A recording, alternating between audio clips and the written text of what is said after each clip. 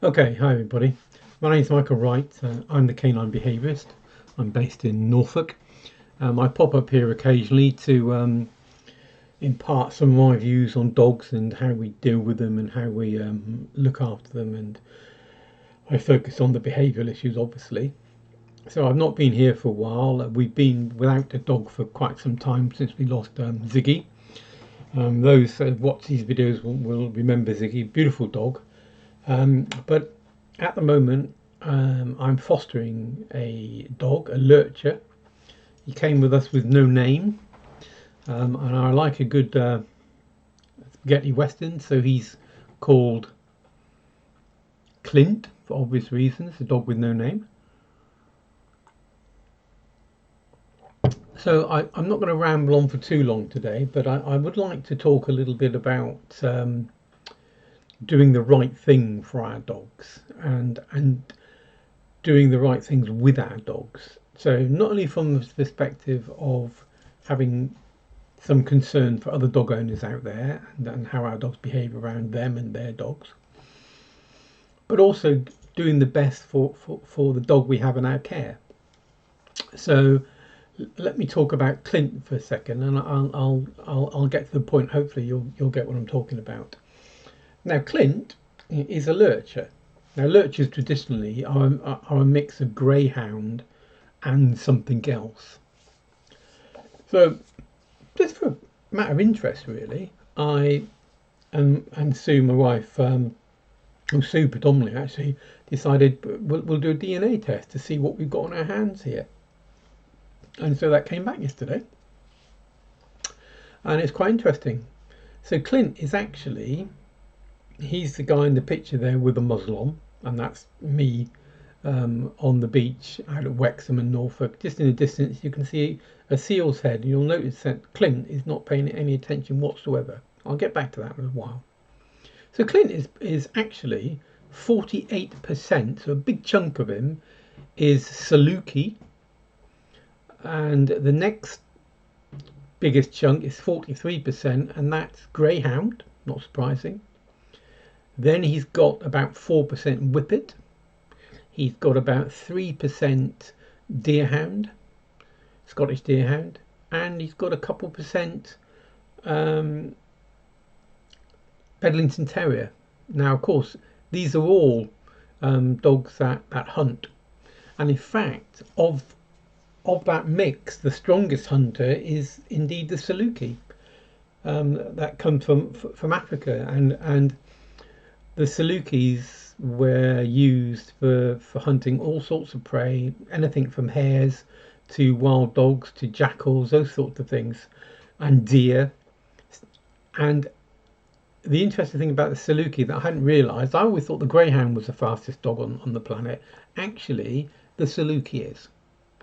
The Saluki is the fastest dog in dogdom, followed by the Greyhound.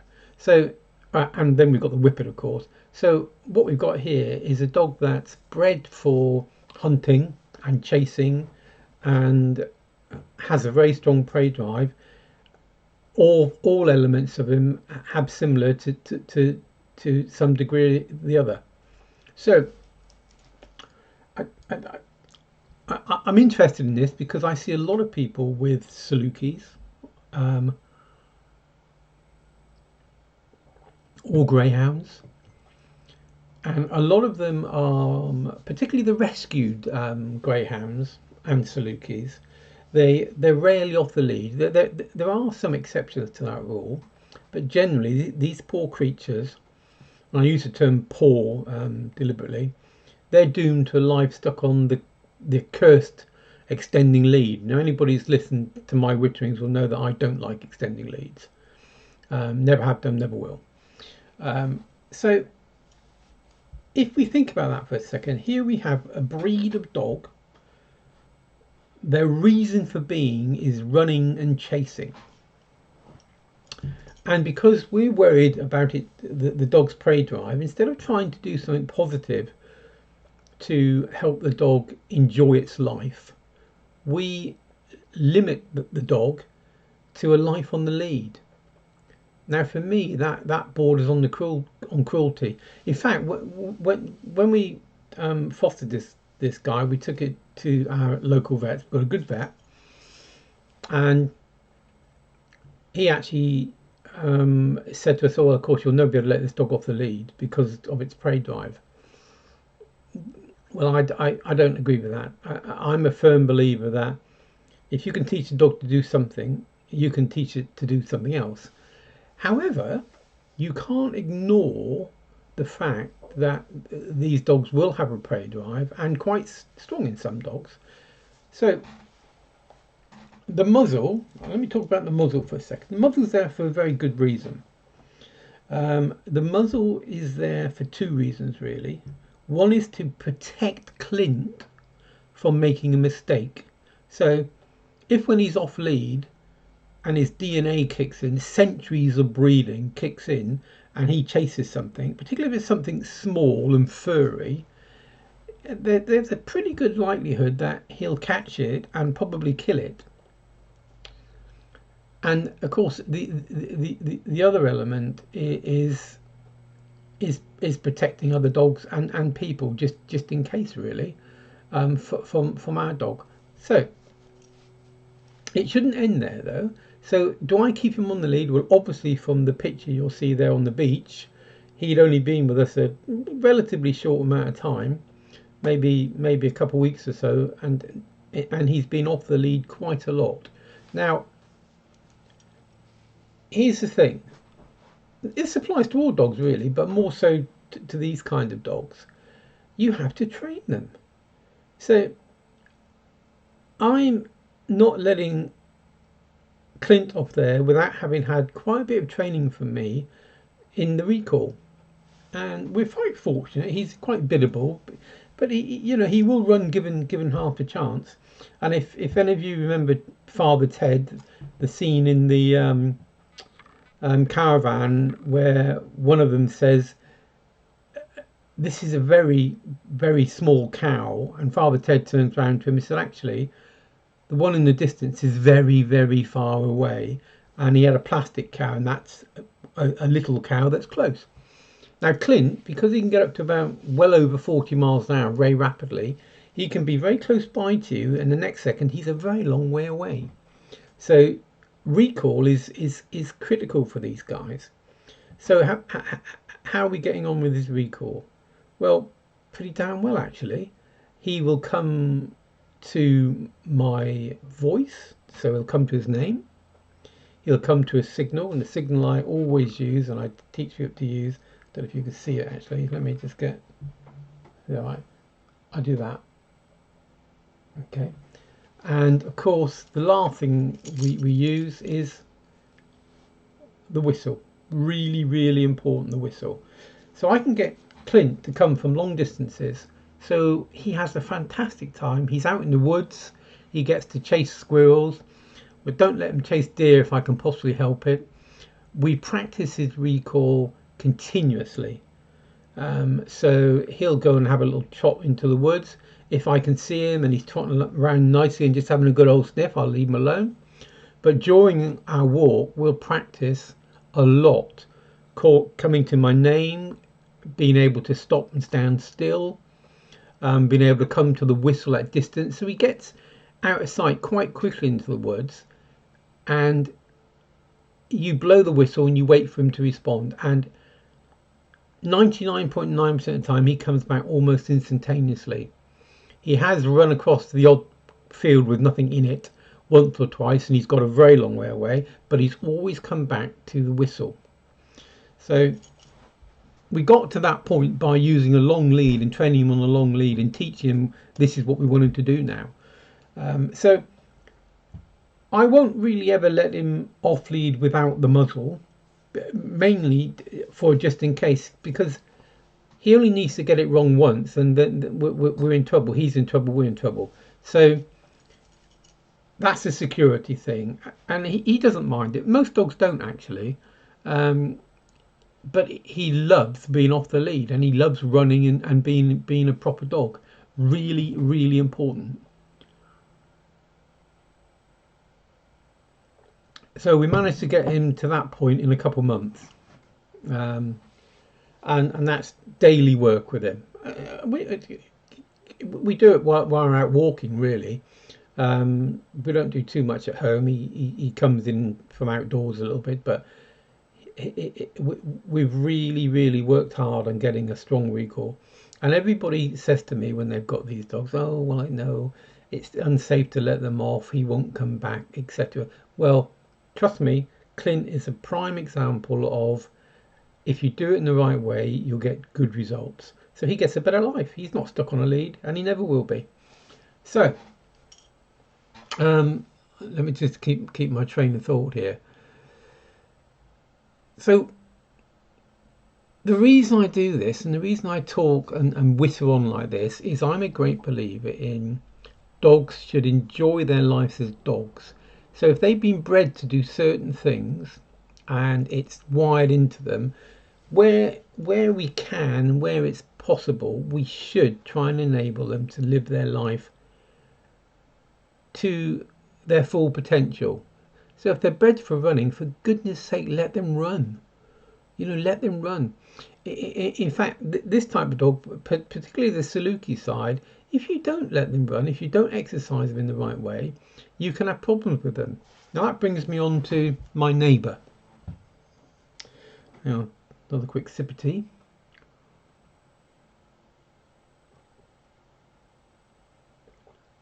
So, my neighbour's a lovely chap. He's probably in his early 70s now. When we lived here before, he had a Saluki, and this Saluki rarely was off the lead. We have a very small patch of grass out front where I live. We're in a little cul-de-sac, and he would run around this thing a little bit, but the rest of the time he'd be on the lead walking around the pavements. So most people say, well, he's getting exercise. Well, he's getting exercise, but in the barest minimum. Why is that a worry? Well, my neighbour asked me round one day, and he took me into his garden, and he's got a fairly small garden, and it looks like something from the Somme. So if you imagine World War One, where there were trenches and crisscrossing the landscape, and the horrors of that. Well, it hasn't got the horrors of bombs and the craters, but what it has got are trenches all over his garden. It looks like it's been dug ready to repel borders. And my neighbour can't understand why his dog does this. So I can tell you why his dog does this. And I explained this to him as gently as I could. It's because he's not getting what he should be getting. So this guy is bored. He's not getting the activity and the chance to stretch his legs.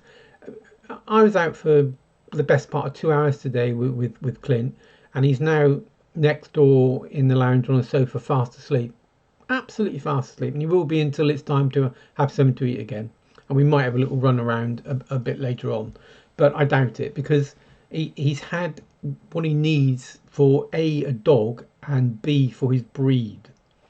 So if you don't try your best to give them what they need for their breed, you often get problems. And the problem with digging, I mean, the dog looks happy enough. He's a lovely dog, but he's not getting what he needs. Therefore, he has to find other things to do. And digging trenches in the garden, that would have worried me. Not from the point of view of my garden.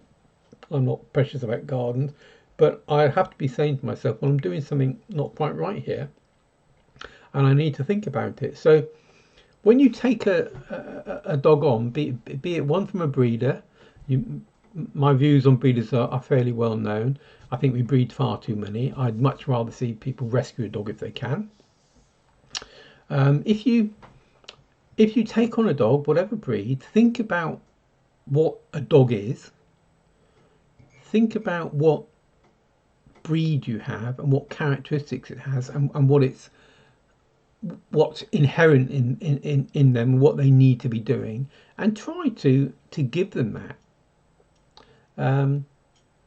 That's what I'm going to say on that, and that applies to anything. I don't care whether it's a beagle, whether it's a collie, whether it's a retriever. You try and do the stuff that the breeds like to do. And if it puts you out and means you get a bit of a mucky car or whatever, well, tough. That's part of the deal. You take these dogs on and you deal with that accordingly. It's part of it. It's the fun of it, really. Okay. Now I want to bear with me.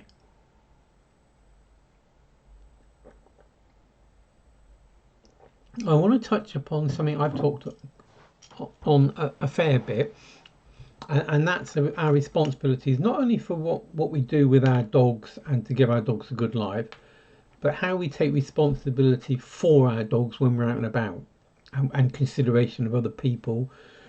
I'm going about their daily activities, be it walking, cycling, running, taking their dogs out, and what we do with our dogs. I mention this in relation to Clint because it rather flows on.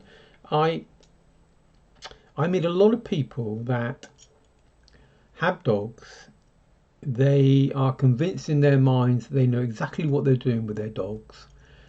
And dogs will just be dogs. So certain behaviours they'll excuse by saying things like, "Oh well, he does that sometimes."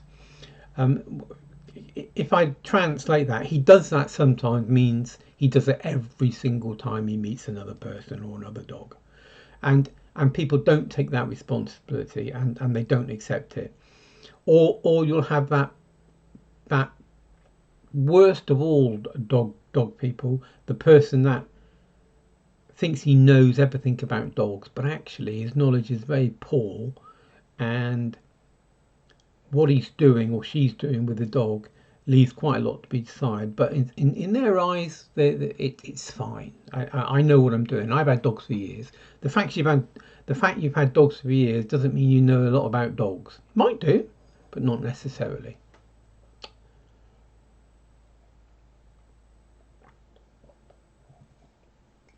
So, still on the same theme as Clint. So, when I first got Clint, I'd had him for maybe a couple of weeks, and I walk him in the woods 20 minutes or so away from me, and I have him off the lead a lot now. But this time I had him on a long lead, so a 30-foot lead. So I was training him. I was getting to know him a little bit. I was getting to understand his moods, his characteristics, and how he behaved. And so I would take him for long walks in the woods on the tracks there, but on the long lead. So we're teaching him the long lead. Basically, you're kidding them; they're not on the lead. So it's a nice, relaxed thing. So he's got 30 foot to play with, but it's a very good thing to use to teach your dog a really good recall. And that's where we are with Clint now. So I'm much more confident. I can let him off most of the time. There are other times when, for instance, if I see a small dog approaching, I don't know the small dog, I'll put Clint on the lead just in case again, because if a small furry dog moves in a certain way, Clint might be triggered into going from play, which he does like to chase and play. But if you understand body language, you can see that. But he'll also, if you're not careful, occasionally tip towards prey. And that's a bit we want to reduce in him, which we're doing, slowly but surely. So I take a precaution. Unfortunately, a lot of other owners don't. I hear this voiced across the various social media channels an awful lot. And people end up keeping their dogs on the lead, keeping them away from certain areas because of other idiots with their dogs. So let me give you an example with Clint. So I was out in the woods. This is the first time I met this guy, and this chap approaches me and Clint's on the lead, and he's got two rescued greyhounds. One quite elderly, about 13 years of age, and he was off the lead, and he was no problem. And this guy, by the way, only had one lead. I see a lot of that as well. Multiple dogs, only one lead. That's probably an offence actually, because you're not controlling your dogs, and the laws say you should. Anyway, that's straying off the point a little bit. So they approach, and The other dog, I'm watching the other dog. I'm not I'm not too pleased with this dog. His body language is telling me he could be a bit of an issue. So as we approach and we pass, we're 6 foot apart, I would think. This dog lunges towards Clint, and he's fairly aggressive, while the older dog just doesn't pay any attention whatsoever. And I step in front, and I stop the dog getting near Clint. And Clint's very placid. He just stands there. He trusts me to do the right thing for him. So this dog lunges, and I get in front of him, and I get him to cool down. And I say to this guy, put the dog on the lead, which he doesn't do immediately. He says something like, "Oh, it's okay. He doesn't mean any harm." He does that sometimes. Now, as I said before, that actually means my dog does that every single time I do a dog, but I can't be, pardon my language, asked to do anything about it. So eventually I get this guy to put his dog on the lead. And I explained to him that the reason Clint is on the lead is because of his breed. And I said, not dissimilar to your two dogs that are greyhounds, ex-racers, by the way. So one of them isn't used to... I said, how long have you had these? Oh, I've had them 3 or 4 years. So he's been doing the wrong thing for 3 or 4 years. But he thinks he knows it. So some of these people are arrogant. They don't accept that they could be wrong. You know, that what they're doing isn't right. So I explained to him that his dog should really have a muzzle on if he's a little bit iffy, and B, he should be on the lead if he's going to show aggression to other dogs. Oh, he doesn't. Okay, so you know, I can't win them all, as they say. So I say okay, and I move on. Well, blow me, as I move on, I'm 15-20 yards away now. He lets his dog off again. And his dog immediately hares towards Clint again to have a go at Clint. And of course, Clint can't defend. I don't want my dog defending himself, by the way. If you allow a dog to face aggression and you allow your dog to react with aggression, you end up with an aggressive dog. They don't know what dogs to do it with. So they'll default to, any dog comes near me, I'm going to show aggression. And that's what you risk when you hear this hackney say, that's all right, they'll work it out, he needs telling. No. Dogs do not need telling. The only people that tell dogs are the owners. Okay. So now I'm a little bit more forthright with this chap, and I said, put the dog on the lead. And he eventually does, and then I depart.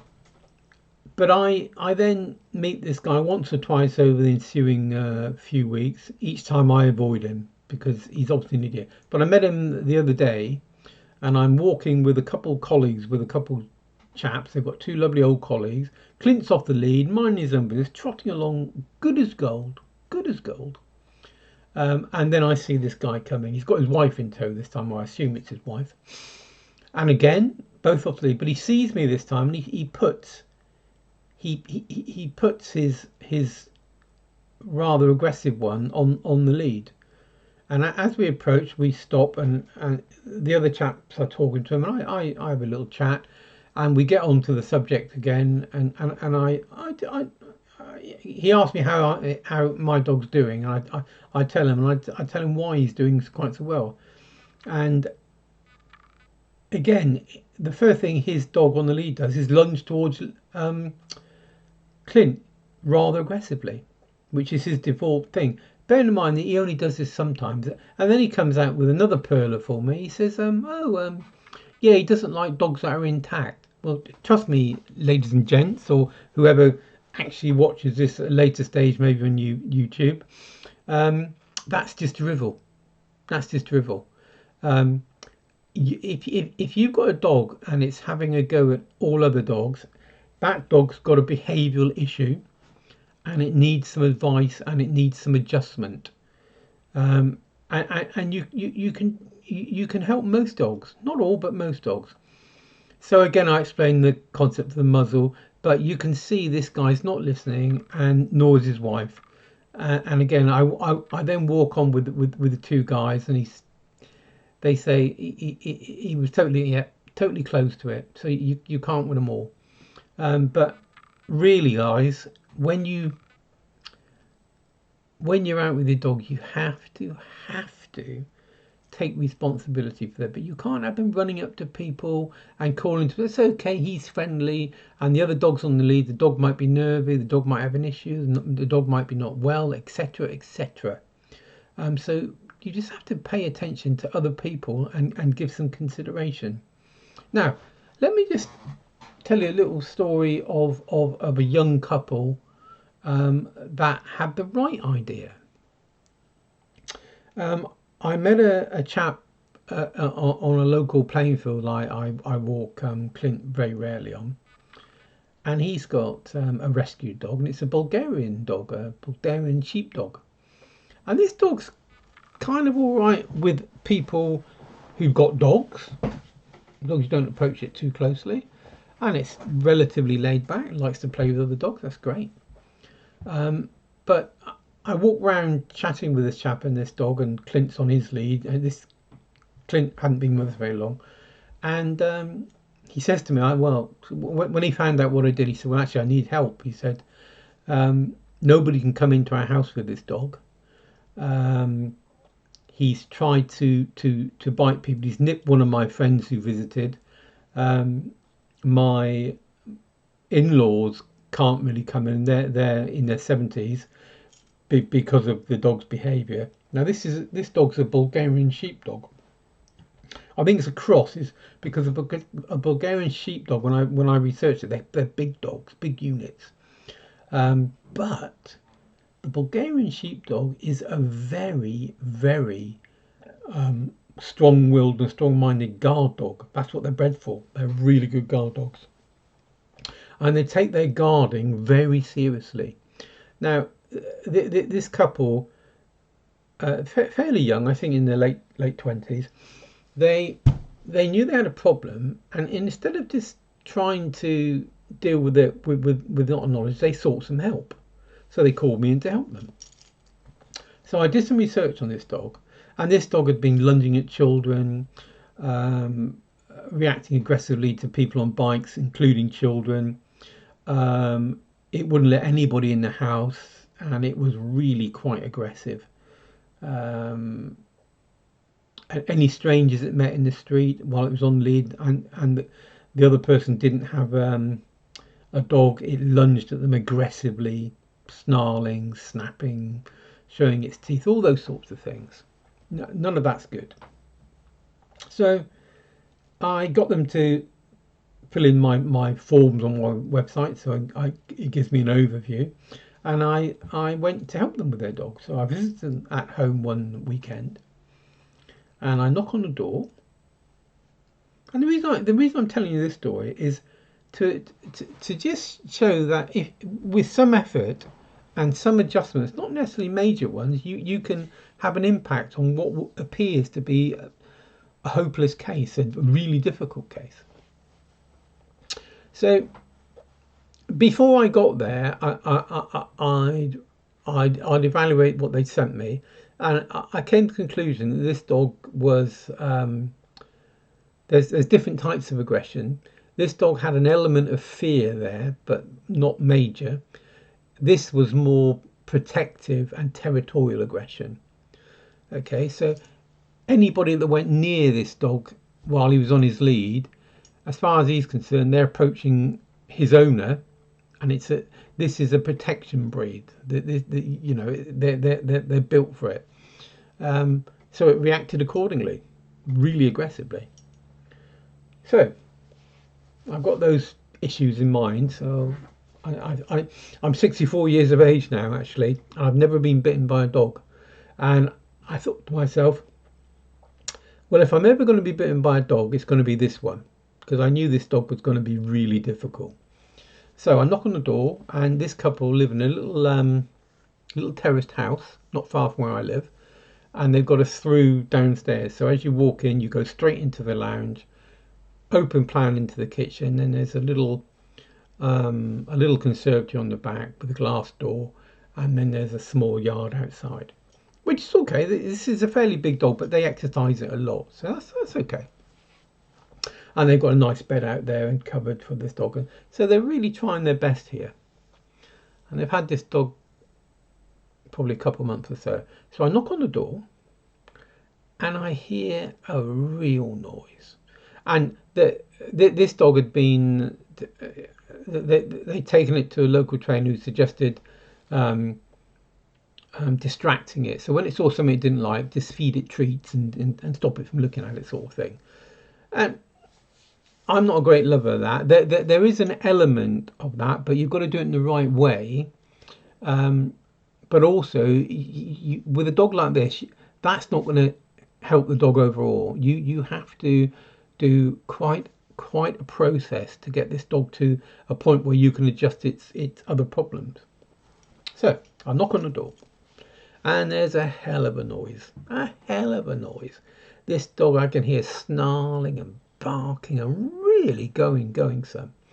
And so the door opens a little crack, and so hello.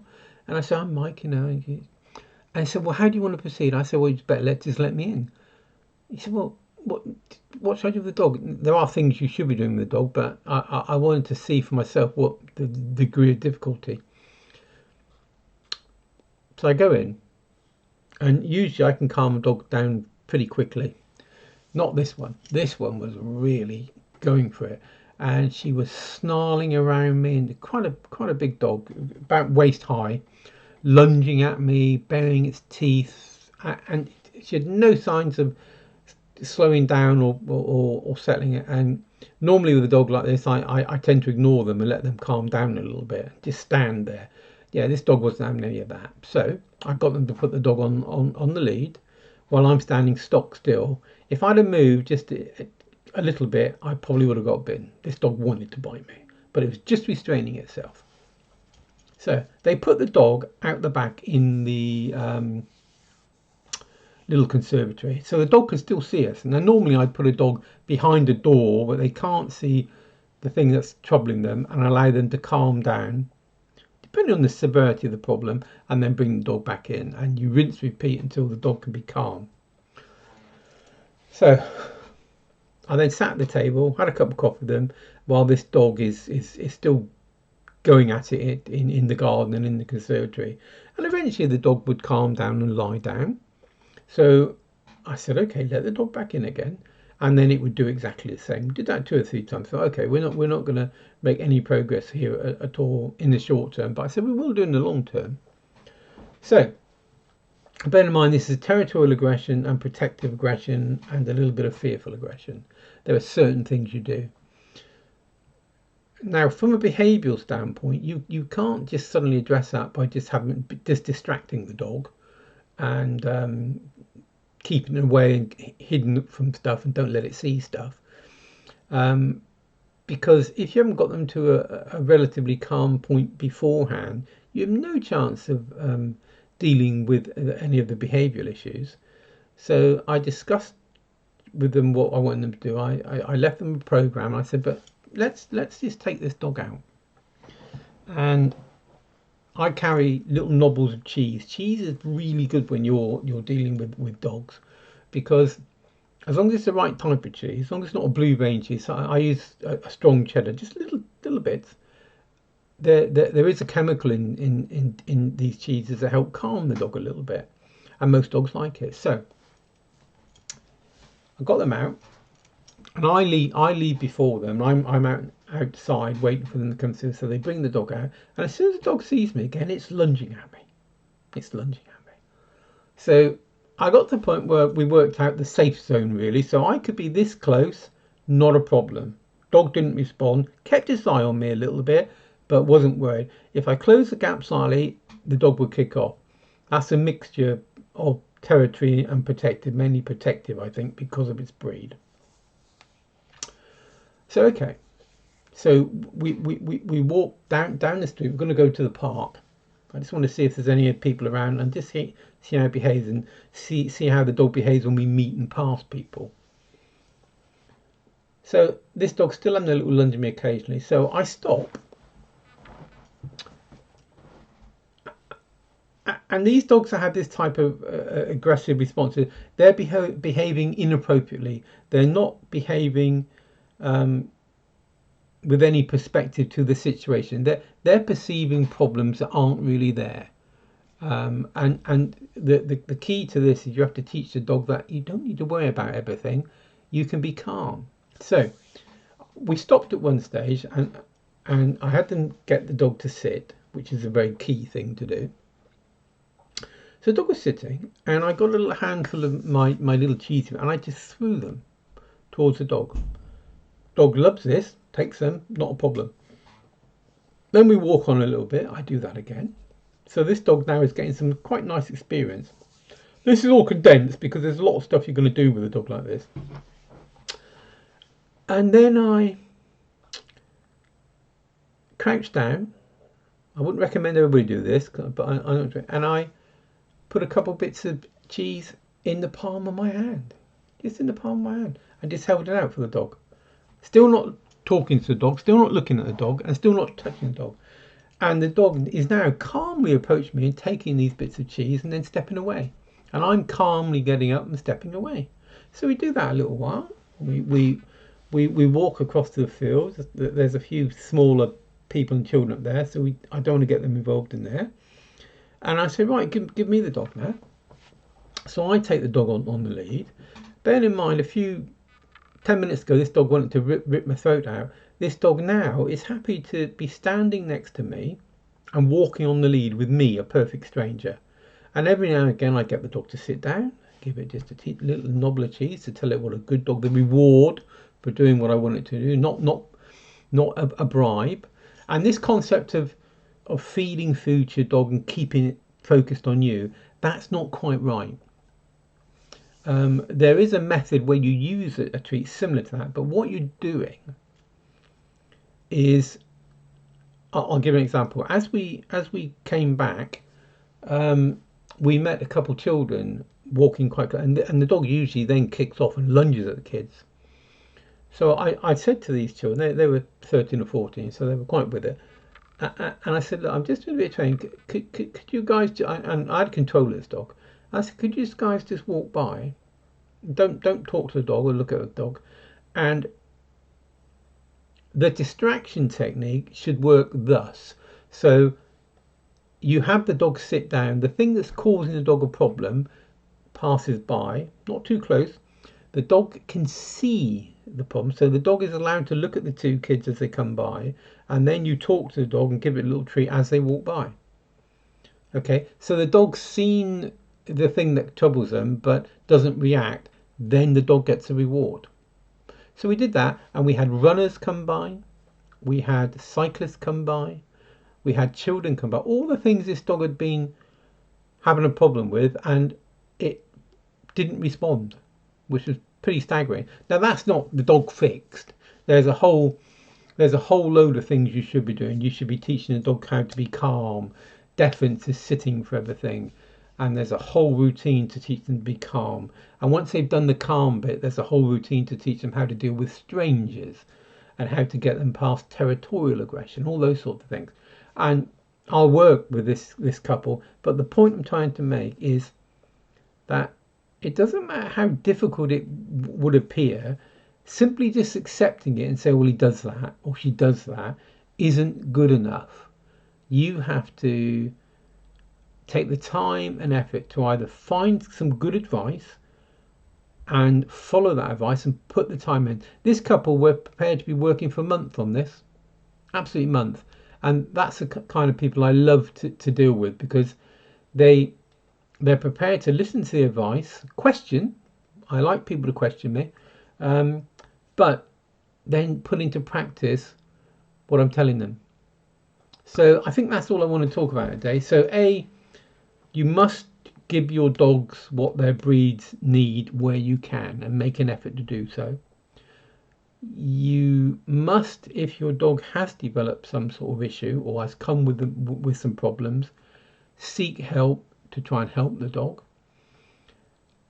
And finally, pay attention to other people. Consider other people. So consider the way your dog responds and approaches other people, other dogs. Listen to other owners, and there's no reason why we shouldn't all get on. Some dogs you can't be running up and patting. You shouldn't do anyway. Always ask permission, and just apply some common sense, but just some consideration for other people. Right, that's enough of my lectures for today. I hope you enjoyed that. If wherever you watch this, I'll post it onto YouTube and Facebook, and on Instagram, all the usual things. I will try and pop up a bit more regularly with some words of wisdom, hopefully. And whenever you may find the time to do this, thank you for stopping by, and I'll see you again. Okay, bye for now.